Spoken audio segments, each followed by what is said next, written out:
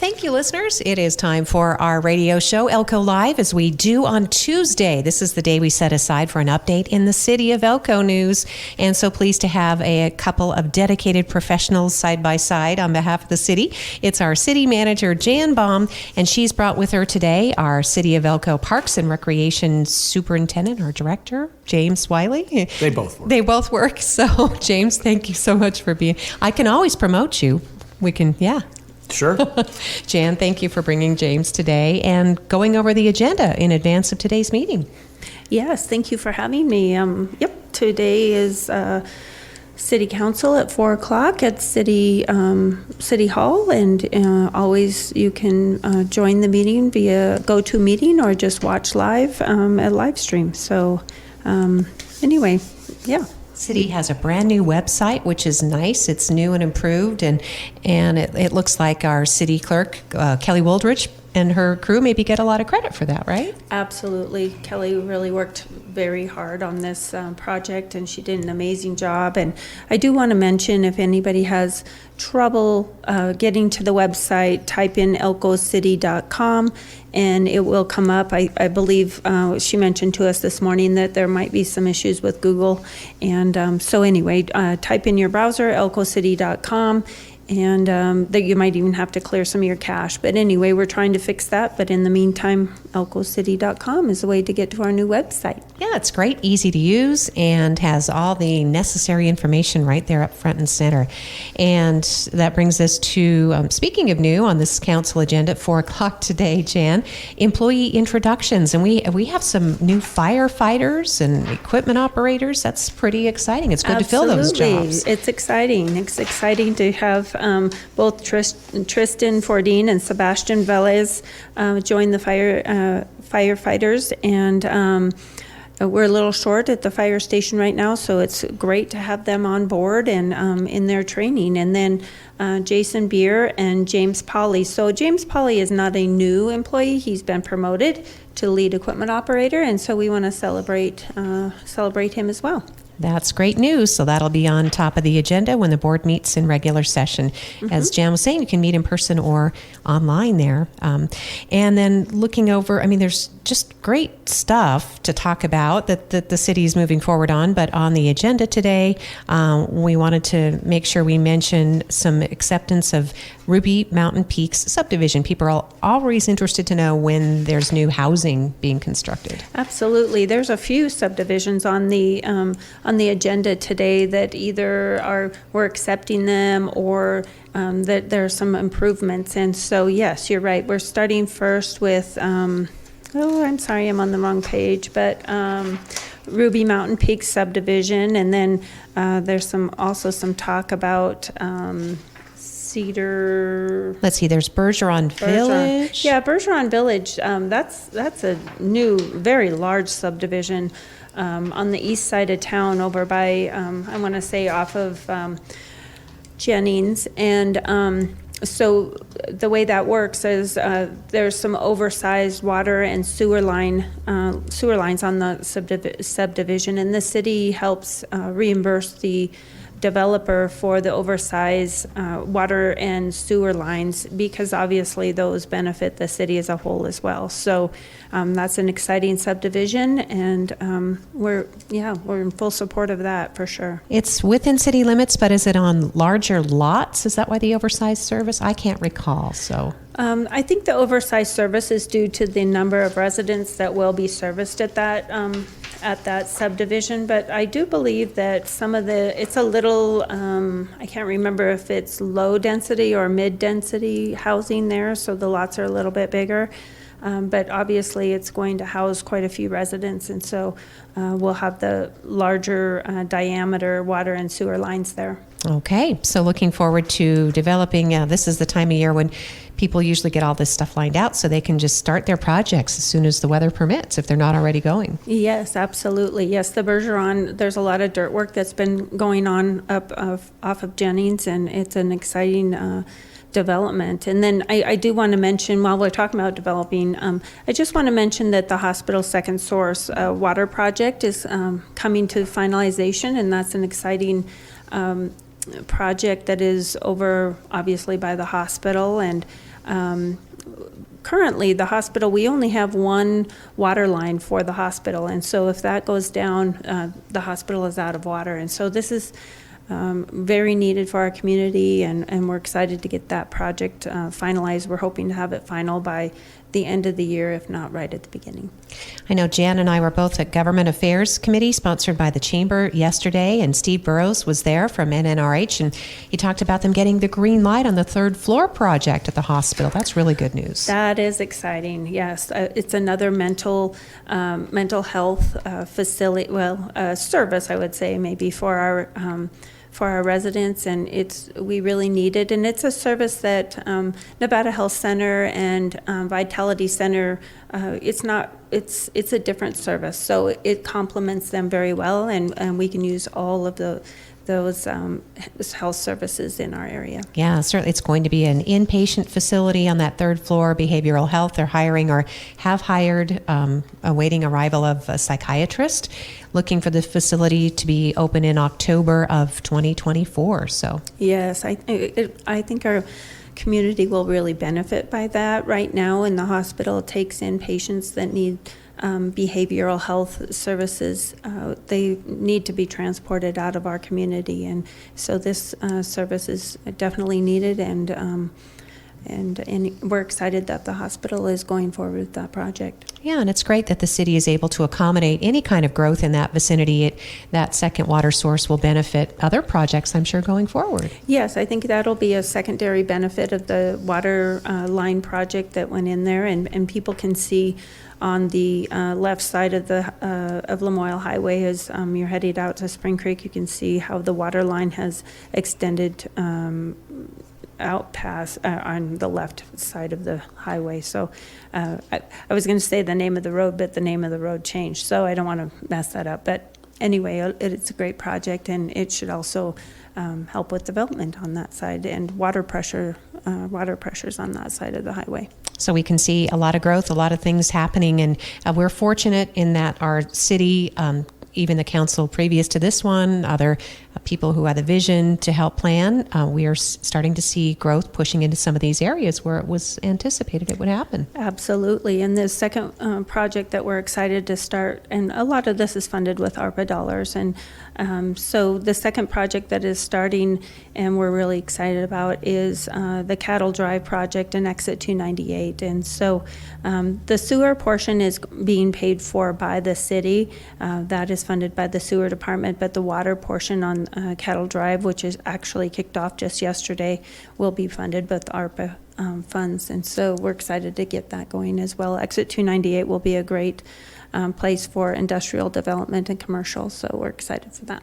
And I think, if I'm not mistaken, I heard something about Komatsu's expansion, another $15 million investment or something. So that's... Yes, so they, and maybe there's another one, I don't know. I know they just did an expansion, and maybe they're in the middle of it, but yes, that's a great project for our community as well. Yep, so again, just forwarding, paying it forward, I guess, with this infrastructure. And because the city had the plan in place, you could utilize the ARPA money. And I think it's important to point out, Jan, that taxpayers appreciate when the money goes right into a project. They don't want these monies just sitting around languishing. We all pay taxes into that, and so it's nice to know the money's being put to good use. That's right. These all of these projects were in the master plan, and we're very thankful for prior city manager and councils that have put those plans into place, and now we're benefiting. The entire community should benefit from those plans. All right, from Exit 298 to Cattle Drive to these other projects, the hospital's second source extension, those are just some really good examples of using ARPA money to benefit the entire community going forward. So anything else that really either jumps out on the agenda, or I know that you're working on the Frontier Alliance, the Flight Alliance of Northeast Nevada. Yeah. Yes, thank you. Actually, that goes into economic development and keeping our community thriving is the Flight Alliance, and so it's very important for our community to keep commercial air service and not only do health care benefits by commercial air service, education, our casinos and motels, as well as the mining industry and support services really benefit from the commercial air service. And so we've been starting a flight alliance. It's called Flight Alliance of Northeastern Nevada, or FAN. And so we're forming that board, and we've had a couple meetings, and so it's an exciting organization that hopefully will be more visual in our community going forward. So we're excited about that. And then I have two quick PSAs before James takes over, because he has all the exciting, fun information to talk about. The Fall Free Landfill Day is actually this Saturday, the 18th of November. And so residents of the county and the city can benefit by the free landfill day this Saturday. So please take advantage of that if you have any extra cleanup to do in your or on your property or whatever. Free landfill day is this Saturday. And then continuing through the end of November is the leaf pickup program. And if you need leaf bags, you're more than welcome to come to City Hall or the fire station or the street department. They're everywhere, and we're very willing to help the community pick up their leaves. So. They're nice big bags too. They're clear, so you can stuff them full of leaves, and then you're right. The city elves magically come by and pick them up. So they just disappeared. They disappeared. So so yeah, I just wanted to mention those two services that the city provides, and. Thank you, Jan. Mm-hmm. And I'll mention too, just in passing, that the Flight Alliance of Northeast Nevada, you're going to be working hard on trying to, Jim Foster's leading that effort, I guess, at the airport manager. Funding is really important, and bringing together all the state or federal resources that we have, because this last council vote, it was unanimous, but it's serious. We had to augment those flights or subsidize them up to $421,000, I think, through the end of the year. Right, and that is our exposure anyway. We are hopeful that the planes, the more people are on the planes, the less the subsidy, and that has been. That's the way it's been coming out recently, is we've been paying much less than what the contract says and the exposure to the city. But the more people that fly, the less the exposure, and the less that MRG is. And then I do want to mention that November 30th is the first day that we will have the larger plane. It's a CRJ 900 with 76 passengers, and so we have first class and coach. And so anyway, when you're booking flights, just be sure to look for flights out of Elko. Sometimes it's surprising that it's very comparable, if not less expensive, than driving, buying a motel, paying for the parking in Salt Lake and all those things. So I always look for to use the commercial airline out of Elko. Yep, try to fly Elko whenever you can. Keep those flights aloft for lots of important reasons. So we'll keep reporting on that going forward, Jan. Thank you so much for the update. Oh, of course. Thank you. Well, thanks for providing James Wiley to us today. So, James, you're the boss of, you are the boss. That's what we're just going to call you, since, so I don't That's appropriate. Yeah, yes. The boss. City of Elko Parks and Recreation is your department. And in fact, you oversee, or I guess, the advisory board is an important component of what you do. We could probably start off with a vacancy on that board, right?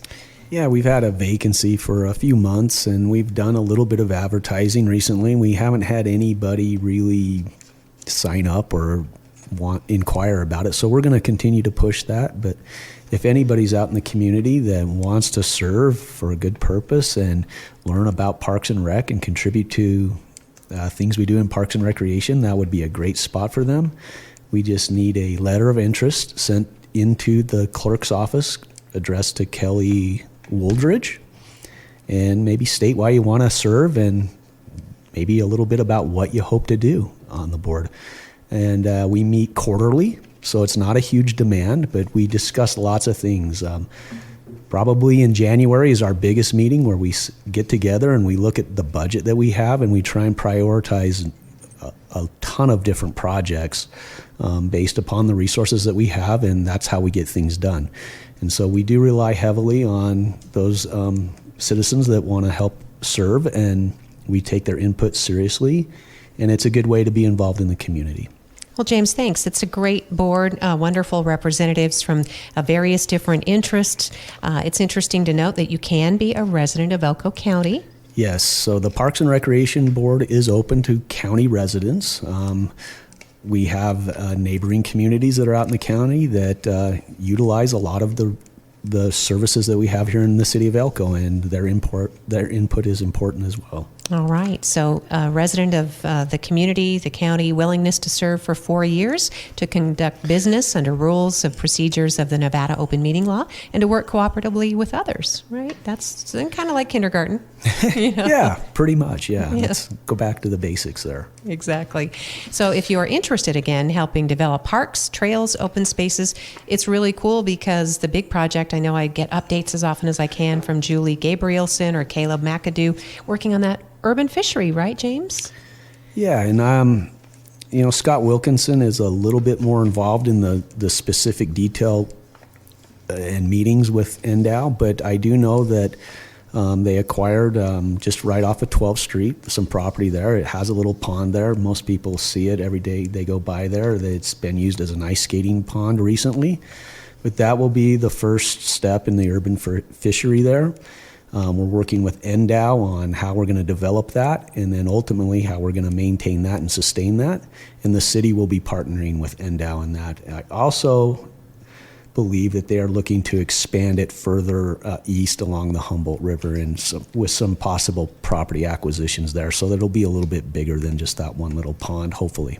That's great, James. Yeah, I've heard that from Julie, and I think the community is really excited about that opportunity. I don't know if you were able to peruse results of your survey recently or got those back, but from all indications, what I heard from people that I talked to, they love their parks and open space. So, yeah, and we did have some people comment about natural open spaces, and this urban fishery will fit right in line with that. And I know this has been a project. When I first got here 17 years ago, I heard talks of an urban fishery and working with NDOW. So it's taken some time to get here, but we're on the precipice of actually seeing something be realized. And I have experience with these urban fisheries in other places that I've lived, and they are very popular and they're educational, and you don't have to travel very far to enjoy a day of fishing.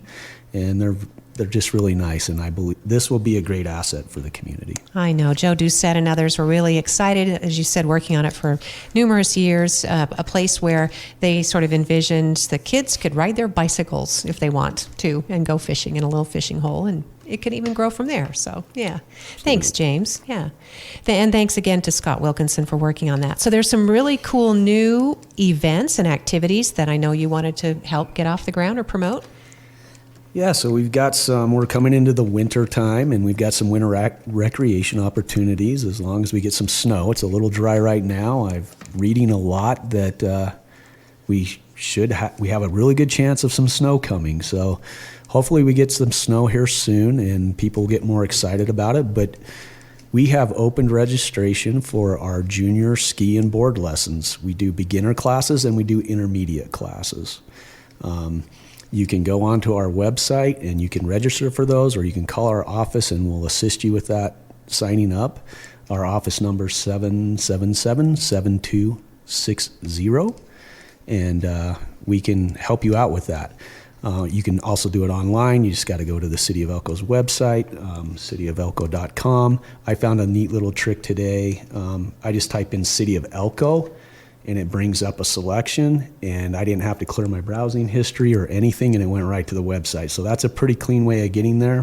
Just look for departments, find Parks and Recreation, and you can click on activities, and Snowball's right there. But our lessons up there are always a huge success. We have really good instructors. It's a good rate. It's $150 for 4 sessions. We go for 4 weekends. They're 2-hour sessions, includes the gear, the rental equipment, and a lift pass. So good deal. And sign up quickly because they fill up quickly. And then along with Snowball, We are actually going to conduct our annual training for lift evacuation that we do every year. That'll be this Saturday. This is for staff. We've invited the fire department as well, and our ski patrol. And we actually go out and we train and we practice so that we can be more efficient if we have to go there. We've made a lot of progress on the lift this year. Of course, I think a lot of people remember that we had some mishaps last year and we had to shut down about mid-season. But the lift has run wonderfully. We've done a lot of work, put a lot of time in up there, and we've actually run the lift a few times this summer without any glitches. So I'm excited for a lift that's going in the right direction. Yeah, definitely going uphill. And this Snowball is just this sweet little spot. It's only 20 minutes north on 5th Street. So it's family friendly. In the past, you've had a rope tow in addition to the chairlift, just this wide open space. So it's a perfect beginner hill or just a place to get some turns in, before you hit the big expensive places. Yeah, it is. I think we have a little bit of everything up there. We have everything from beginners all the way up to intermediate and maybe advanced. We have a nice ski lift run that has about every ability in skiing that you can get. And it's right here close to home, and it's a really good price. It's $20 for an adult all-day pass up there. We also offer rentals, and a full rental package is $20 as well. So if you get the full package, it's $40 for a really fun day up there. And get warmed up before you go over to Tahoe or up to Boise or over to Salt Lake. We're right here, so please come out and support us. Yeah, and it's a great way to spend time with the family and to make skiing affordable too, so close to home. We really like to remember people like, Charles Chester, again, to thank people like Rocky Bush, just people who kind of invested, a lot of their life into making sure that this area was available. Elko accomplishes amazing things, right, James? Yeah, it's actually a very monumental effort in what a group of volunteers did up there. And they started this back in the 90s, and it's here today, and the city now owns and manages it, and we still work with a lot of those volunteers to help us maintain the facility up there. So Rocky is very active up there. He's still working, and I talk to him every week. I see him up there every week, and so great guy to have, and he gets super excited. This has been his life's passion. He has a strong background in skiing. He was almost an Olympian. If it wasn't for an injury, he would have made it to the Olympics way back when. But very, very sincere person, and he gets choked up quite a bit when he sees everybody come up and enjoy the facility that he's worked so hard to develop. Yep, as he likes to say, go out and create a great day. Yes. That's Rocky, so super cool. Awesome. So you can find out more, again, at the city's website about Elko Snowball, and then just cross your fingers for snow in all the right places. Yeah, and so we're praying for snow. We're crossing our fingers. We tentatively want to open that first weekend in January. That'll be an open ski day, and then our lessons are scheduled to begin on January 13th, and they'll run for 4 weekends up there. Cool. Thanks, James, for the update on that. And we'll keep talking about it through the months to come, the weeks and months to come as well. Let's see. I know you wanted to talk a little bit about swimming pools since, the wheels are in motion there. And, with wintertime approaching, there's some maintenance and other things that have to happen. Yeah, so typically in December, we normally shut down for a few weeks, and we just do general maintenance and things of that nature. We're going to have a pool closure, unfortunately. It's going to begin on December 16th, and it'll run through January 28th. And we're going to continue on with some maintenance and some cleaning and some necessary work. But mostly, I've talked about this before, the building was never really designed to be run year-round. So we have never really had the proper air handling equipment in there. We've done some improvements on the roof and tried to ventilate a little more, and it's doing what it can. But when it's really cold outside and we have really hot and a wet environment inside, it creates a lot of condensation, and we get a lot of dripping from the ceiling, and it's just hard to deal with. So we're going to completely drain the pool. bring that humidity down for that month and hopefully gain a few more, a little more life out of our pool. Our goal is to keep that pool open through the construction of the new one, and I think this will help us. This will give us a little more time. And we do need to do some maintenance in there as well. And James, that's really, we've been working this pool for, 20, well, I don't know how many years. It's 50 years old, I think, something like that. And it's been utilized year round. As you mentioned, it was never designed to be. So that condensation's hard on the structural elements, and that we're in the final, couple of years or so, because Boys and Girls is going to be starting construction in the spring, right, for the new pool. Yeah, so Rusty Barr gave a presentation to the council, and then a week ago again to the advisory board, and it was a great presentation. The facility looks amazing. I think the community is going to be very happy with the end result in this, and they've done a good job. They've involved quite a few stakeholders, including myself and Nikki at the pool and Jan with the city, and swim team and users, and this is going to be a really nice facility. I think it's, as Rusty put it, it is quite a bit bigger than they initially imagined it, and so we're getting a really good, nice facility out of this. Indoor pools, outdoor pools, a gymnasium, high school regulation gymnasium, fitness room with weights and cardio equipment, teen rooms, and a game room.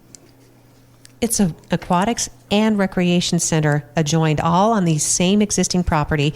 And I was at the presentation too, or watching it online. Sometimes I get confused if I remember, was I there in person or online? But the point is, James, it is an amazing facility. It's about $17 million. They'll get every dime out of the construction going into the project rather than paying prevailing wage. People tend to forget that, but that's, again, what makes it so appealing. Boys and Girls Clubs is a private nonprofit, so they don't have to follow the same rules as the city. So that's why this partnership is really meaningful. Some communities can't afford a new pool right now and may never. Yeah, and we're going to get across the finish line this way.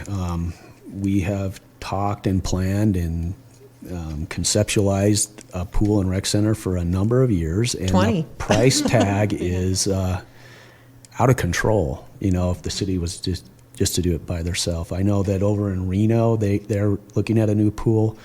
There's a couple over in that area, and they have bid them a couple of times already, and they just coming in way over budget, and they're having to postpone construction of those. So hopefully they'll get those done, but this is a great partnership for us, and we're actually going to be able to realize a lifelong dream for a lot of people in this community. We're going to actually be able to see it realized, and it's through that partnership. And I had a person tell me, well, this is pretty unique, and I guess it is kind of unique, but it is the way that a lot of local governments and parks and recreation departments are having to go. And this is not a new thing. It started decades ago on the other side of the country, where they started having private-public partnerships in order to get the capital projects done because they just cost so much money. Yep, and this is also unique in that we have a local contractor, Michael Clay Construction or Constructors, and they are doing the design build, and they've come in and said this is much it's going to cost. So again, being a private public or partnership with a nonprofit, that prevailing wage doesn't apply, which means as a smaller community, and I'm not trying to get union or anti-union at all, because we all know the value of unions, but in this case, small communities simply can't afford prevailing wage and to build these new projects. So it's a way to get around it, but put in a good project. Yeah, and I think it's only going to gain more and more traction across the country. I mean, it really is a struggle. They just cost so much money nowadays, and the planning and everything that has to go in them just takes decades to actually realize it. So I'm glad we're finally there, and kudos to Boys and Girls Club for stepping up and wanting to partner with the city, and I think we're going to have a great facility. Hopefully in 2025. That's right, coming right up around the corner. So, and just to let people know, because aquatics and recreation center, it's a different animal. It's different. There is an event center that will probably come back in a second iteration, and it could be for a different it could be even outside the city or adjacent to the city. We don't know yet, right? And that's important for people to understand, James. That's also not a city project. That's a private, nonprofit enterprise. Correct. And when they pull that project off, that's going to be another amazing asset in the community. It'll have so many different functions to it. We had some questions come up at the advisory board meeting about it's only one gym. Well, that's what will fit there, but Rusty did maybe let the cat out of the bag a little bit. This event center will have several gymnasiums available, amongst many other functions that could go in that facility. So that's exciting news. And we've had a lack of gym space in this community since I can remember. And it's always been on a big list, of a to-do list, and this is another way to check that box. Right, looking at pickleball and all the other sports. And so again, as soon as we hear anything, or as soon as that private organization is ready to talk about their plans, because they're still doing fundraising on the Aquatics and Recreation Center right now, I think they have a couple million more to get from the local community, then maybe they'll start talking about plans for a separate event center, which, well, what we're hearing is that it's, and Jan, I think, might chime in on that. It could be, and it won't be in that same campus, I guess, or same area. That's right. That's the only thing I wanted to chime in about, is that it was presented to City Council that the event center will not be located on the Comp and Herrera fields because of some past encumbrances that are on those fields. And so they're looking at different options and different locations. And when they've got that down to some different options, or a couple options, they will bring that back to City Council. And it, like you said, it could be in the city, it could be out of the city. We just don't know right now. Yep. Yeah, I think Rusty alluded that there will be information forthcoming, and not in the too distant future. So there's some exciting news there, and it's right around the corner, and he'll let us know when he's ready to put it out there. Exactly. And I think that was also relief to the community, because that facility won't be landlocked. I mean, there'll be endless opportunities for all kinds of different sporting events and activities. It'll be able to grow in a different area. So I think that's what we're hearing. Absolutely. I think a facility like that needs to be able to expand in the future. And we already know with the pool, right? We need to look at 50 years in advance. And so having that facility landlocked on that small piece of property, difficult parking, difficult to expand on the buildings, I think a bigger land mass would be a lot better suited. Right. So very cool. Moving forward, that's exciting as always, and happy to bring people up to date on the latest. So we'll all be looking forward to that ribbon cutting on that new pool and rec center. James, thank you. Well, I want to make sure that we got to, you did, I think we were going to mention wine aerobics and cake decorating, not necessarily one and the same, but some new events, right? Right. So our recreation coordinator, Mandy Ferguson, she has put a couple of new events together along with Nikki at the pool. One of those is called wine aerobics. Now, I will put the emphasis on aerobics because that's what we're there for. At the end of the event, after you've worked out and you need to get a few more calories in yourself, we have hors d'oeuvres and we have a glass of wine for them. We held this event a few weeks ago. It was a big hit. Our instructors for that are really what make that happen, and they are just, anybody that has gone to the class will tell you how great they are. And we're gaining some traction with it, so we have a second wine aerobics planned for, hang on a second. You got it. My notes. Take your time. Oh my goodness. You can go to the parks. It's this Saturday, December good. 18th. Okay, or November 18th. November 18th. I'm sorry. You're fine, It James. starts at 5 p.m. and 6:30 p.m. It is a $20 charge at the door, or you can pre-register for $15. Okay. And it is a great event. So we're going to hopefully keep that one going as long as people want to come to it. And then she's come up with another one, and this one is brand new, and she's put it together, and it's just been posted today so people can start signing up. It's a cake decorating class. Mandy loves to bake, and she's very talented, and she has a friend that she's inviting over to help her put this class on. But it's a cake decorating class just in time for the holidays. We're getting in that season where people like to do that type of thing. And they're going to be doing a layered buttercream version of a cake with all the decorating tools and everything you need. And so you can look at that on our website if that's something that interests you. I guarantee you'll have a good time. And that will be held at Fire Station number 2 on December 10th, 11 a.m. to 1 p.m. I believe that is a Sunday. Right. And that Fire Station number 2, let's see, that's, well, it doesn't matter where that, because you can find out. But I was just thinking Parks and Rec is located downtown in the train corridor, right? Just across from the train? Yeah. So you can walk in. 723 Railroad Street, right next to the Parks and Recreation office, right across from the train in the downtown corridor. Yep. And when I first came here, that's where the fire department was and the police department. And so I've been doing this a long time. But you had a lot of listeners at Buttercream. That sounds fantastic, James. Thank you. Well, as always, I hope we got to all the things today. We could have started with you because there's always so much cool parks and recreation news. And you've been at this for a while, James, haven't you? Yeah, I'm going on 17 years here in Elko. I also did 16 years in Utah doing the same type of job. And so I'm getting towards the end of my career a little bit, but I've got a few more years left here in Elko, and it's been such a great opportunity that Elko has given me. I never envisioned myself as a director, but I got there, and thank you to the City of Elko for giving me that opportunity. I have a great crew. Our employees are extremely dedicated, and they do one heck of a job.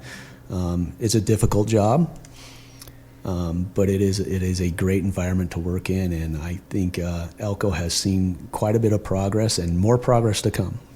Well, they have a great leader in you, James. Thank you. We're fortunate to have you. You were going to say that. Absolutely. Yes. I wanted to add to that James does an amazing job, and we have a lot of parks areas in the city of Elko, and they take amazing care of all of the parks with minimal staffing, and James is the leader, and he does an amazing job. Well, thank you. James Wiley, Elko City Parks and Recreation Director. Thank you, Jan Baum, our Elko City Manager.